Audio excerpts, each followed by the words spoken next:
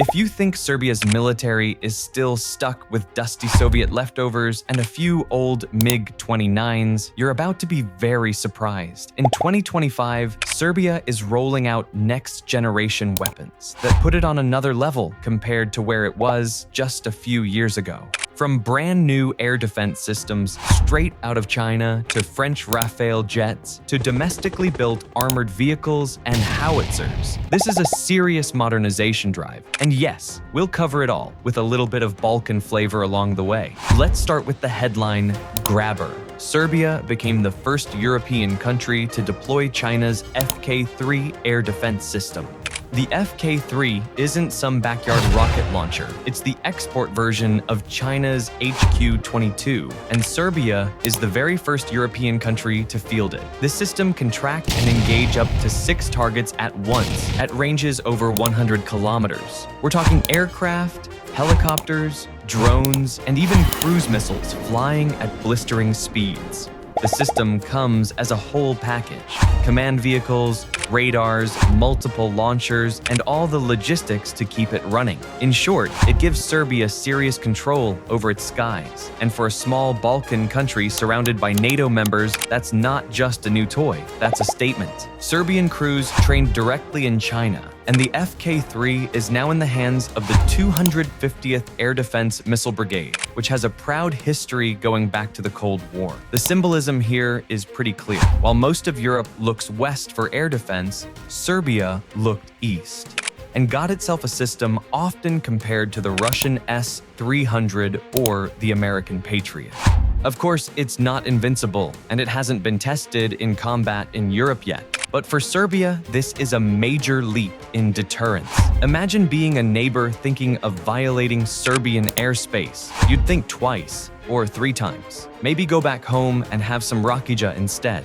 Now, let's move from the skies to the ground, where Serbia has built one of its proudest exports, the Nora B-52 self-propelled howitzer. This beast is a 155mm artillery system, developed domestically and constantly upgraded. The latest version, the M15, can hit targets up to 56 kilometers away with advanced ammunition.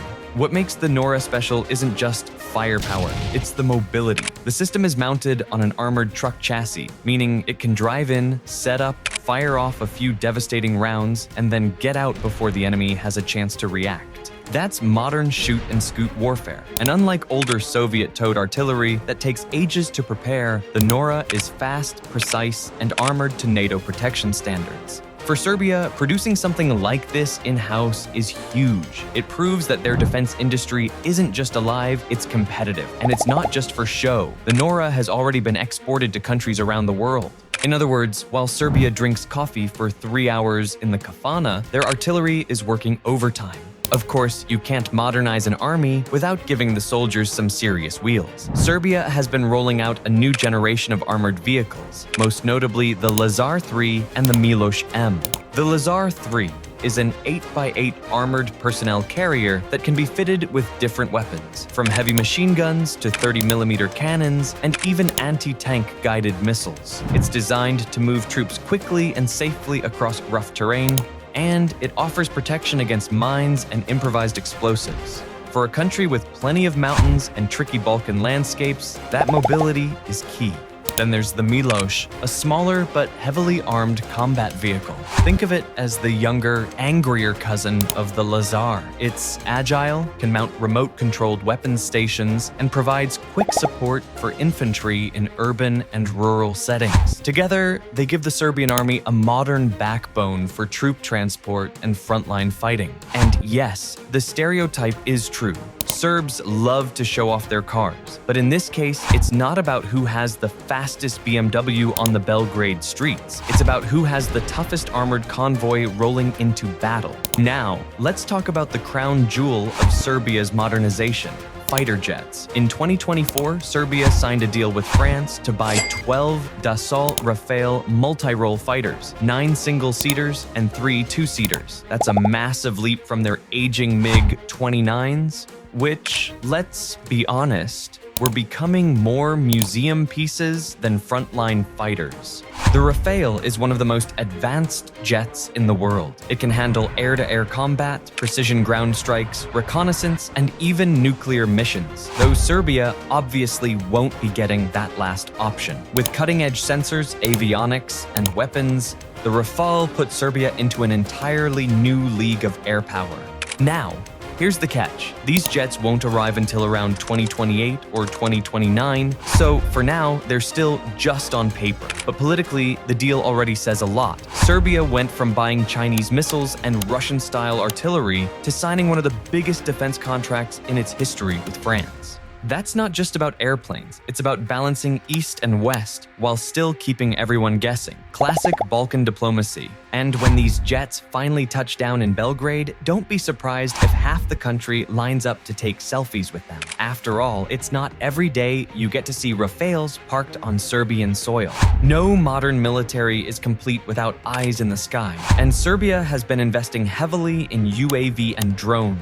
These aren't just toy quadcopters buzzing around for fun, they're surveillance and strike platforms designed to give commanders real-time intelligence and precision options on the battlefield.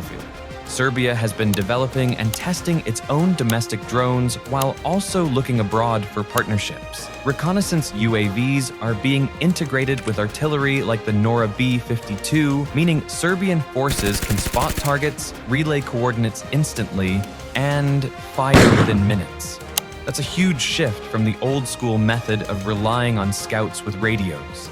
They're also working on loitering munitions, drones that can circle over an area and dive down like a kamikaze when a target shows up. It's not just about offense either. Serbia has been improving its communication and electronic warfare systems to protect against enemy drones. Put simply, Serbia wants a modern battlefield network where artillery, vehicles, and air defenses are all connected. Whether that vision is fully realized yet is another question, but the ambition is there. And in the Balkans, ambition usually comes with a lot of confidence.